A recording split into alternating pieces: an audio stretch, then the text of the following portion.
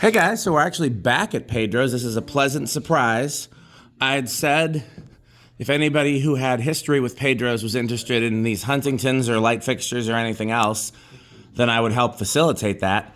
And sure enough, we found out that there's a local, younger ceiling fan aficionado who has Pedro's memories just like the rest of us and wanted the Huntingtons. So we're here today. We're going to get those down. We're going to get a light fixture or two for him. And yeah, so that'll be great. There's his metalness right there, being metal, doing metal things. And I'll take just a little bit of behind the scenes footage of us taking those down. There's a... Oh yeah, that's what we used last time, I'm pretty sure. That's true, very true. And we got that down and that light fixture and a few other things. This is the same height as my blue one. Yeah. It is, yeah. So. Yeah, we didn't have to haul mine over. Yeah.